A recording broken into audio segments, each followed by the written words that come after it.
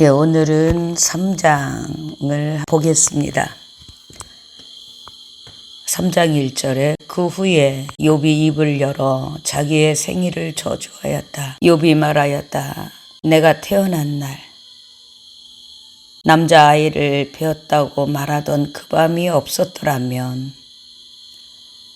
그날이 캄캄하고 위에 계신 하나님께서 그날을 돌보시지 않고 빛도 그날을 비추지 않았더라면 어둠과 죽음의 그늘이 그날을 자기 것이라고 주장하고 구름이 그날 위에 머무르며 낮의 캄캄함이 그날을 두렵게 하였더라면 그 밤이 짙은 어둠에 사로잡혀 해의 날들 가운데 들지 못하며 달들의 수에도 들지 않았더라면 이제 욥이 지금 만나고 있는 고통, 이제 7장에 보면 이런 날들이 그 머리끝부터 발끝까지 악창으로 이제 고생하면서 여러 날을 견디어 왔습니다. 그리고 이제 친구들이 그를 방문하고 와서 보니까 정말 어떤 말도 할 수 없을 만큼 욥의 고통은 대단했습니다. 욥이 만약 내가 태어나던 그날이 없었더라면 지금 내가 이 고통을 만나지 않았을 것인데 남자아이를 임신했다고 말하던 그 밤이 없고 하나님께서 그날에 돌보지도 않고 빛이 없었더라면 임신했다고 한 그날 자체가 아예 멸망하고 없었더라면 자기가 임신하던 그날 어떤 재앙이 일어나서 그날이 없었더라면 지금 내가 만나고 있는 이 고통을 만나지 않았을 것인데 라고 한탄하고 있는 것입니다. 3장 7절 봅니다. 보아라 그 밤에 잉태하지 못하며 환호소리가 그 밤에 나지 않았더라며 나를 저주하는 사람들 리오야단을 깨울 수 있는 사람들이 그 밤을 저주했더라면 이제 이렇게 사탄의 영을 불러서 저주를 할 수 있었던 그 사람들의 능력이 뛰어나서 혹시 그런 날이 있었더라면 자기가 어머니 뱃속에 잉태되지 않았을 것인데 자기가 임신했던 그날이 없었다면 얼마나 좋았을까. 그런데 그 밤이 모태의 문을 닫지 않았고 그래서 지금 내가 이 고통을 만나고 있구나 라고 말합니다. 10절에 이는 그 밤이 내 모태의 문을 닫지 않았고 고난을 내 눈앞에서 감추지 않았기 때문이다.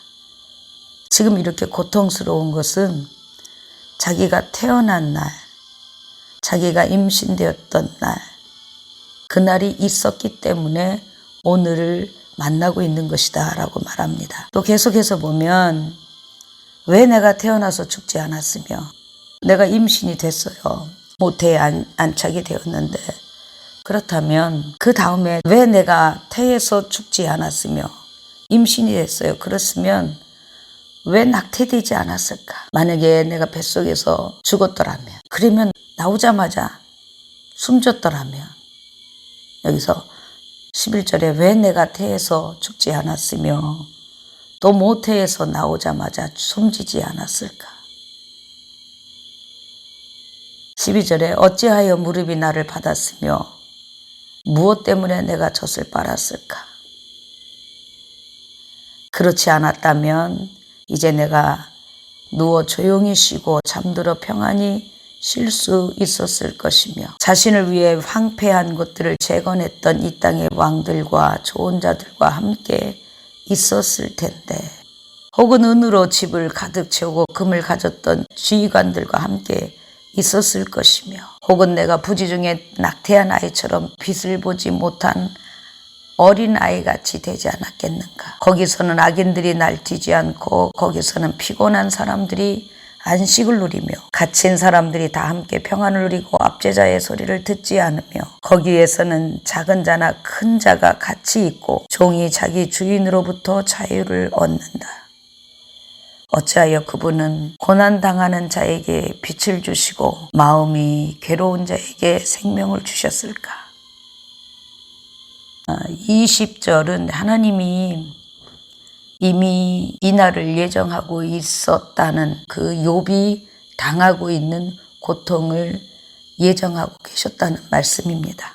그렇게 아시면서 왜 나를 잉태시키고 또는 낙태되지 않고 아니면 모태에서 나오자마자 숨지지 않았고 아니면 젖을 빨 수 있는 힘이 없어서 그렇게 모자라게 태어나서 젖을 빨 수 없었더라며 지금 내가 이런 날을 만나지 않았을 텐데 왜 하나님께서는 그날에 빛을 주시고 이렇게 마음이 괴롭고 고난을 당할 것인데 왜 생명을 주셨을까라는 것입니다. 제가 이제 저는 그 보수적인 교단에서 신앙생활을 시작했고 또 그 성장을 그렇게 해왔어요. 신앙생활 하면서 나름 어떤 기적들을 본 그런 경험들도 좀 있긴 하지요. 그리고 이제 선교사가 돼서 뭐 죽을 힘을 다했죠. 아예 잠을 못 잤어요. 그러니까 이제 잠자리에 들면 눕자마자 잠자는 것이 아니라 잠이 안 와요. 이 산 저 산 돌아다니면서 당했던 핍박들, 당한 고소들, 절서를 계속 드나들면서도 근심이 가득했어요. 잠자리에 누우면 머릿속으로 교회들을 방문하는 거죠. 개척된 교회들을 방문하고 우리 사역자들을 방문하고 또 누워서 그렇게 잠을 못 자요. 그러다가 이제 거의 좀 잠들만 하면 설잠 자는 거죠. 잠들만 하면 새벽기도 시간이야. 그렇게 내 열심으로 율법적으로 그렇게 열심히 했어요. 잠도 못 자고 먹을 것도 뭐 잊어버리는 거예요. 먹는 것을. 그러니까 머릿속에 항상 그 교회들을 생각하고 우리 사역자들을 생각하고 너무 그런 데 생각에 빠져 있으니까 아침 먹는 것을 자주 잊어버려요. 그리고 준비하고 이제 차를 시동을 걸면 우리 그 밥하는 아줌마가 밥을 물에다가 이렇게 말아갖고 팍 띄워와요. 이거 먹고 가라고. 아무튼 그것을 이제 후룩후룩 마시고 그리고 또 교회를 다니고 사고 당하고 참 많이 죽을 고비도 많이 넘겼어요. 그런데 제가 그 성령 세례를 세게 받고 나니까 완전히 이건 내가 헛살았더라고요. 내가 지금까지 한 게 뭐지? 그리고 완전히 새로 태어난 내가 지금까지 알았던 하나님 이거 내가 잘못 알았구나. 내가 지금까지 알았던 성경도 머리로만 알았구나. 이거 내가 진짜가 아니네. 저는 그때부터요. 머리만 땅에 닿다 그러면 잠을 자요. 우리 학생들은 엎드려서 성경을 잘 읽어요. 성경을 소리내서 이렇게 방언으로 기도하면서 눈으로 성경을 읽어요. 그것도 엎드려서. 그래서 저도 한번 이렇게 따라 해봤어요. 제가 너무 오랫동안 이렇게 밤에 이제 기도한다고 앉아 있어갖고 엉덩이가 아파요. 그래서 나도 한번 엎드려서 한번 해보자. 3분을 못 가요. 3분을 못 가서 아예 잠에 골아 떨어져 버립니다. 저는 제가 이제 그 성령 세례를 받고 나서 확 변하니까 이게 세상에 완전히 변해버리니까 세상은 그대로 있는데 제가 변해버리니까 완전히 새롭더라고요. 그러면서 이제는 내가 대단한 사람이 될 거야. 모두가 내가 성령 세례를 받았다고 하면 나를 아는 모든 사람들, 내가 그렇게 고생했던 그 일을 아는 사람들은 모두가 좋아할 거야 라고 착각을 했어요. 제가 그 소식을 전하자마자, 제가 성령 세례를 받았다는 소식을 전하자마자 난리가 났었습니다. 그리고 이제 가장 힘들었던 것이 성교비가 딱 끊어져 버렸어요. 아예 싹 끊어져 버렸어요. 이 성령 세례를 받고 하나님과 예수님과 첫사랑에 빠져버린 사람들을 그 이전으로 돌리려고 하는 그 노력들은 헛된 거거든요. 그렇게 할 수가 없어요. 그것은 경험해보지 않으면 모릅니다. 저를 그렇게 되돌리려고 애를 쓰던 분들이 굉장히 많았습니다. 말을 안 듣는 거죠. 이제 그분들 입장에서 볼 때. 그러니까 이제 어느 분이 이제 선교사 한 3년 경험이 있으셨던 분이 그렇게 조언했대요. 선교사는 돈줄을 끊으면 끝나. 금방 무릎 꿇어. 그 분의 그 조언을 듣고 성교비를 완전히 끊어버린 거죠. 성교비가 끊어졌다는 소식이 들렸을 때 제 마음에 어떤 생각이 드냐면, 이분들이 아직 나를 모르네. 까짓거 뭐 죽지 뭐. 이렇게 결단이 되더라고요. 성령 세례 받고 눈이 열려서 내가 어떤 사람이었던지를 알게 되고, 예수님의 사랑이 이렇게 막 솟아나는 그때, 물이 이렇게 막 솟아나는 것 있잖아요. 그 속에서 막 넘쳐 흘러 부글부글 끓어서 올라오는 거예요. 그런 사람을 바꿀 수 있다고 생각하시는 분들이 뭐 경험이 없으니까 말이 안 되는 거거든요. 그러면서 이제 제가 교회들을 돌봐야 되고, 저는 제가 이제 쓰는 일이라 제가 먹는 것에 별 관심이 없어요. 근데 이제 교회들을 살펴야 되고, 교회들을 돌봐야 되는데, 그리고 또 신학교도 있고, 그러니까 이제 성교비가 싹 끊어져 버렸습니다. 그때에 이렇게 쭉 돌아보게 되더라고요. 아, 내가 그때 그냥 여성 사역자들이 하는 것처럼, 물론 여자분들이 뭐 일을 적게 한다는 말은 아닙니다. 여자가 할 수 있는 범위 내에서 일을 했더라면, 교회를 이렇게 많이 개척하지 않고 한 교회만 있었더라면, 쭉 돌아보게 되더라고요. 쭉 돌아보게 되면서 하나하나 제가 그 선교사 지원하고 어렵게 통과되고 교단에서 말이죠.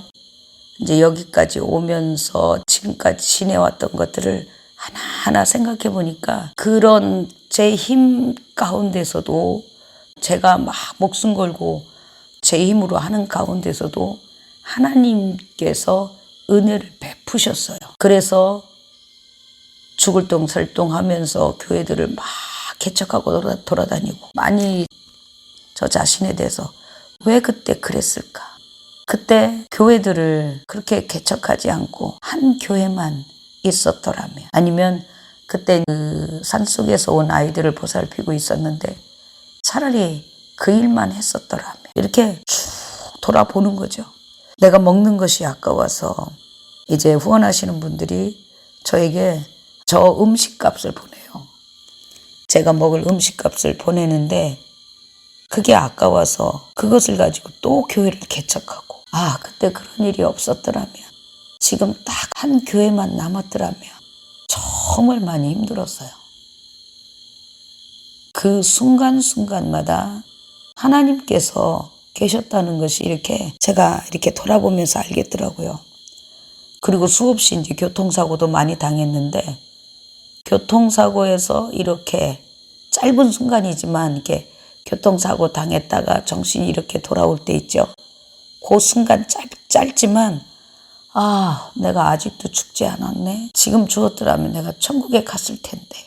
이런 아쉬움들이 있었는데, 그때를 이렇게 쭉 돌아보니까 그때마다 그 모든 순간에 하나님이 배후에 역사하고 계셨던 것을 제가 이렇게 돌아보면서 알 수 있었어요. 그런 마음이 욥에게도 있었다는 것이죠. 아, 그때 그랬더라면 지금 내가 이렇게 물질 때문에 당하는 고통은 적었을 텐데. 참 많이 힘들었어요. 그 교통사고를 당해서 그때 내가 죽었더라면 지금 물질 때문에 당하는 고통은 없을 텐데. 이런 생각들을 밤마다 해요. 기도하면서 그런 생각들 쭉 하는 거죠. 그러니까 입으로는 방언을 해요. 근데 마음으로는 또 다른 것들을 쭉 생각하는 거죠. 그래서 저는 욥이 굉장히 충분히 이해가 가요. 3장을 보면 욥이 한 번도 하나님을 저주하거나 그러지 않았어요. 자기 생명, 오직 자기에 관한 것이거든요. 3장 21절 보면 그들이 죽음을 기다리나 오지 않으니 보물을 찾는 것보다 더욱 죽음을 찾아 헤매다가 무덤을 발견하면 크게 기뻐하고 즐거워한다. 그러니까 이따 자기 죽고 싶은 거예요. 너무너무 힘들어서. 생각을 해보세요.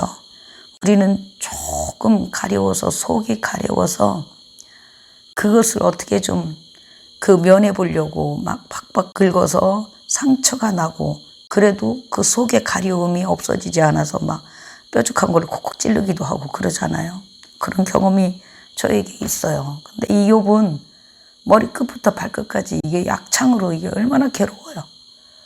잠을 자면 꿈이 사나와. 그리고 이제 잠깐 잠들었을 거 아니에요. 그 잠깐 자는 그 시간도 쉬지 못했다는 것입니다. 하나님께서 그 죽음의 문을 내게서 닫지 않았다라면 나는 그 죽음에 들어가는 길이 얼마나 기뻐했을까라는 것입니다. 23절 보면 하나님께서 사방을 막으심으로 길이 숨겨진 자에게 어찌하여 빛을 주셨을까? 나는 내 음식을 앞에 두고도 한숨을 쉬며 물처럼 내 신음소리를 쏟아내니. 하나님께서 왜 이렇게 내가 고통당하는 것을 미리 아시고 예정하시고 계셨는데 이런 자에게 왜 빛을 주시는 걸까? 알 수가 없는 것입니다. 3장 24절에 나는 내 음식을 앞에 두고도 한숨을 쉬며 물처럼 내 신음소리를 쏟아내니. 이는 내가 그토록 두려워하던 것이 내게 찾아왔고 내가 무서워하던 것이 내게 다가왔기 때문이다. 내가 쉬지 못하고 평안하지 못하며 안식도 누리지 못하고 고난만 찾아왔구나. 25절에 이는 내가 그토록 두려워하던 것, 그것이 무엇일까요? 일반적으로 할 때 하나님을 떠나면, 내가 하나님을 버리면 그 두려움이 있잖아요. 하나님을 버리면 찾아올 어떤 그 재앙을 두려워하는 그런 단순한 두려움이 아니에요. 여기서 욥이 말하는 것은 이는 내가 그토록 두려워하던 것, 하나님의 임재가 12장에 보면 내가 늘 하나님께 부르짖으면 응답받던 내가 지금 응답받지 못하고 있다라는 것으로 한탄을 해요. 다시 말하면 그동안에 내가 하나님의 임재를 누리고 하나님과 교제하고 살았는데 그것이 없어졌다는 것이거든요. 그 고통은요, 생각만 해도 두려워요. 그러니까 지금 당하는 고통이 엄청나요. 그런데 엄청난데도 불구하고, 그러니까 그때 이제 무너지고 싶은 거거든요. 지금 당하는 고통 때문에 내가 항복하고 싶어요. 그러니까 이제 저를 사랑하시고 우리 선교지를 아끼시고 저를 후원하시는 분들이 너 성령 세례 받았다고 그렇게 지난 과거까지 지금까지 우리가 너를 후원했던 것까지 잘못되었다고 말하지 마라. 다시 말하면 제가 이제 성령 세례 받고 나니까 제가 그전에는 제가 이 일을 엄청 목숨 걸고 막 순교적인 정신으로 막 일을 했다고 생각했는데 성령 세례 딱 받고 나니까 내가 가짜예요. 그래서 내가 선교 편지에 나는 가짜였습니다 라고 했거든요. 그랬더니 저를 돕던 분들이 그럼 뭐냐? 네가 가짜였으면 너를 돕던 우리는 뭐가 되는 거냐? 막 이래갖고 노여움들이 대단했죠. 근데 그런 것들을 지금 내가 만나고 있는 하나님과의 그 친밀한 그 교제를 내려놓으라는 것입니다. 예전에 했던 대로 하라고요. 근데 그럴 수 없는 거거든요. 그러니까 이제 당하는 고통들 2단, 3단부터 나와가지고 그다음에 물질적인 문제, 그 선교사님들의 질타, 뭐 이거 다 말할 수가 없어요. 그래서 너무 고통스러우니까, 그러니까 이제 다른 것보다도 지금 당장 써야 하는 돈이 없잖아요. 그래서 물러나고 싶더라고요. 그런데 두려운 것이 딱 하나가, 내가 그러므로 해서 하나님의 임재가 내게 멈춘다면, 하나님이 성령님의 임재가 내게서 거두어진다면, 이건 더 끔찍해. 이건 있을 수가 없어요. 그 두려움인 것입니다. 지금 만나는 그 고통은 고통스럽지만 이거에 비하면 아무것도 아니라는 거예요. 하나님의 임재만 있더라면 내가 예전처럼 기도하고 하나님은 응답하시고, 그러면 지금 이 문제는 순식간에 해결되는 거거든. 근데 내가 그렇게 울부짖어도 고통스럽게 몇 달을 지나는데도 하나님은 사방의 길을 다 막으셨어요. 그러면서도 내가 죽지 못하도록 그 빛을 비추고 있는 그 자체가 미치겠는 거예요. 제가 어느 교회를 갔어요. 이제 함께 성령 세례를 받고 같이 좋아하던 우리 동료 현지 사역자가 다른 사람에 의해서 자기가 받은 것을 부인하는, 성령 세례 받고 방언을 하고 이것을 부인하는, 이게 물러서 버린 거죠. 그래서 안타까워서 이제 기도하는 팀들이 많이 생겼어요. 저처럼 막 빠진 사람들이 많았어요. 그래서 그들을 데리고 이제 그 교회 가서 철야를 하는데, 철야 어느 정도 기도하면서 제가 언제 깜빡 잠이 들었는지, 이렇게 깜빡하고 이렇게 깼는데 성령님의 임재가 없어진 거예요. 와, 이건 너무너무 삭막하더라고요. 그 기분이 완전히 캄캄한 어둠 속에 아무 희망도 없고 뭐가 없는 거예요. 그래서 막 하나님을 찾았어요. 아무리 기도해도 하나님의 응답이 없으셔요. 성령님이 절대 저하고 이렇게 교제를 안 하세요. 그래서 졸고 있는 사람, 뭐 하는 사람들 다 깨워갖고, 지금 하나님의 성령님이 임재가 없어졌다고 난리를 쳐서 다 열심히 기도하고 막 한 2-5시간 열심히 기도하고 기도해서 드디어 이제 하나님의 임재가 다시금 느껴지는, 그러니까 마음이 또 편해지는 거야. 막 천국이에요. 그래서 막 열심히 기도하다 보니까 하나님께서 알리신 것이 무엇이냐면, 이곳에 성령님의 임재가 없다. 이 교회에 성령께서 함께 하시지 않는다라는 것을 제게 알리신 거예요. 우리가 지금 당하는 고통이 아무리 고통스러울지라도 가장 두려운 것이 하나님의 임재가 거두어지는 것이거든요. 지금 25절에 이욥이 만난 것, 그토록 두려워하던 것이 뭐냐면 하나님의 임재가 없어졌다는 것입니다. 하나님의 임재를, 하나님은 이제 임재를 거두신 건 아니겠죠. 그런데 이욥의 입장에서 그래요. 제 입장에서 하나님의 임재가, 내가 기도하는데 내 기도가 하나님께 올라가지 않는 느낌, 그런 믿음도 없고 아예 싹 없어져 버리는 거, 그게 얼마나 고통스러운지 저 경험으로 압니다. 또 한 번은 한국에 나가서 이제 제가 어떻게 초청을 받았어요. 그래서 이제 한 주간 이제 집회를 하는데, 갑자기 하나님께서 저를 인도하셔서 지난번에 말씀드린 것처럼 하나님께서 이제 부부에 관한 것들을 성경을 통해서 이렇게 확 열어주셨거든요. 근데 이제 하나님께서 제게 열어주신 성경 말씀을 나누다가 갑자기 제가 간구를 했어요. 내일은 부부에 대한 말씀을 드리겠습니다. 그러니까 결혼하신 분들은 가능하시면 부부가 함께 나오십시오. 그렇게 간구를 했어요. 그리고 이제 그날 밤 집회를 마치고 좀 기도하다가 잠자리에 들어서 1시경에 깼네요. 밤 1시경에. 근데 그 순간에 깨서 보니까 성령의 임재가 거두어진 거예요. 물론 하나님 측면에서 거두지 않았는데 제 입장에서, 제 측면에서 그랬다는 거예요. 늘 이렇게 교제하면서 하나님과 누리는 저만의 뭔가가 있는데 그게 없어진 거예요. 와, 이것도 또 한 번 만난 그 답답함은 죽겠더라고요. 내가 어떤 것도 할 수가 없는 상태가 돼버린 거죠. 그래서 제 마음속에 날이 새면, 날이 새자마자 새벽에 내가 이제 도망간다. 집회고 뭐고 다 때려치고 난 도망간다. 하나님의 성령이 없어졌는데 성령님께서 함께 하지 않는 이 집회는 나는 절대 할 수가 없더라고요. 그래서 그 밤에 막 애쓰면서 아무리 부르짖어도요, 하나님 절대 응답도 안 하시고 캄캄함만 남아있는 거예요. 그래서 그 밤에 국제전화를 해서 우리 선교지로 전화를 했어요. 지금 기도하는 사람들 다 깨워서 빨리 기도해라. 내가 죽을 것 같다. 만약에 성령님이 내게 임재를 숨기시면 난 새벽에 날이 박는 대로 나 도망가야 된다. 나 집회할 수 없다고 이제 우리 현지인, 우리 사모 한 사람한테 전화를 했죠. 이제 그리고 전화 끊고 한 30분 정도 지나니까 이제 하나님의 임재가 다시 교제가 됐어요.